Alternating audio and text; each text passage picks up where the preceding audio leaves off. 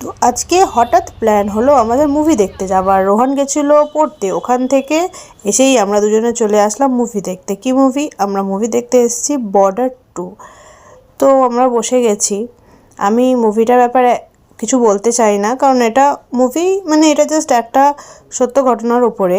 কিন্তু কাস্ট যারা, সেটাও তো দেখতে হবে, মানে যারা অ্যাক্টিং করছে আমাদের সময়, যারা অ্যাক্টিং করেছিল, মানে ফার্স্ট যেটা বর্ডার হয়েছিল, সেটা অ্যাক্টিং বাই সব দিক দিয়ে দারুণ দারুণ ছিল। এটাও ঠিক আছে, কিন্তু ওটার সাথে তুলনা করতে গেলে বলবো যে ওটা অনেক বেশি ভালো ছিল।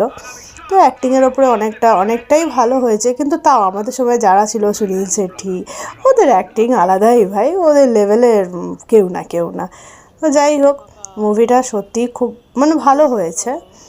আর এটাই বলবো যে সত্যিই আমরা বাড়িতে বসে কিচ্ছু বুঝতে পারি না, আমাদের কীভাবে তারা প্রোটেক্ট করছে।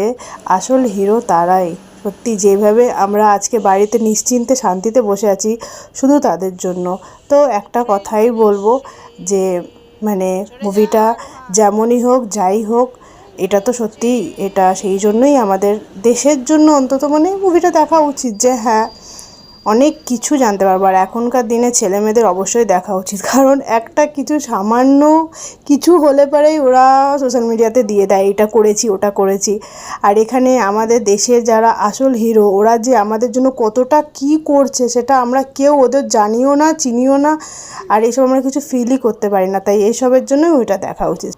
আর ফার্স্ট বর্ডারে যেই গানটা ছিল সন্দেশে আতে হ্যাঁ, সেই গানটা এই মুভিতেও আছে। এটা শুধু গান না, এটা সত্যি একটা ইমোশন। মানে যখনই স্টার্ট হলো আমার রীতিমতো গুজবাম্প হচ্ছিলো, জানি না কেন।